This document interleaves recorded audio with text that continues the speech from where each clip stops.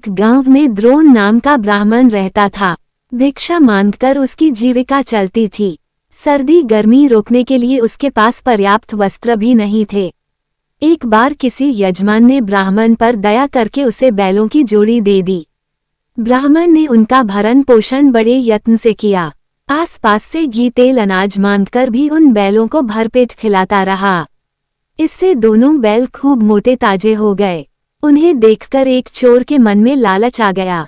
उसने चोरी करके दोनों बैलों को भगा ले जाने का निश्चय कर लिया। इस निश्चय के साथ जब वह अपने गांव से चला तो रास्ते में उसे लंबे लंबे दांतों, लाल आंखों, सूखे बालों और उभरी हुई नाक वाला एक भयेड़ का आदमी मिला। उसे देखकर चोर ने डरते डरते पूछा, तुम कौन हो? उस भयेड़ का आकृति वाले आदमी ने कहा, मैं ब्रह्मराक्षस हूँ, पास वाले ब्राह्मण के घर से बैलों की जोड़ी चुराने जा रहा हूँ। राक्षस ने कहा, मित्र, पिछले 6 दिन से मैंने कुछ भी नहीं खाया। चलो आज उस ब्राह्मण को मारकर ही भूख मिटाऊंगा। हम दोनों एक ही मार्ग के यात्री हैं। चलो साथ साथ चलें। शाम को दोनों छिपकर ब्राह्मण के घर में घुस गए।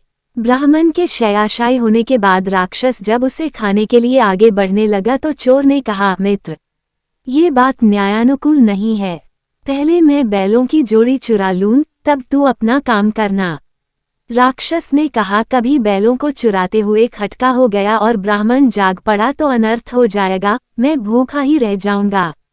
इसलिए पहले मुझे ब्राह्मण को खा लेने दे, बाद में तुम चोरी कर लेना। चोर ने उत्तर दिया, ब्राह्मण की हत्या करते हुए यदि ब्राह्मण बच गया और जागकर उसने रखवाली शुरू कर दी तो मैं चोरी नहीं कर सकूंगा। इसलिए पहले मुझे अपना काम कर लेने दे। दोनों में इस तरह की कहासुनी हो ही रही थी कि शोर सुनकर ब्राह्मण जाग उठा। उसे जागा हुआ देख चोर ने ब्राह्मण से कहा, ब्राह्मण, ये राक्षस तेरी जान लेने लगा था, मैंने इसके हाथ से तेरी रक्षा कर दी।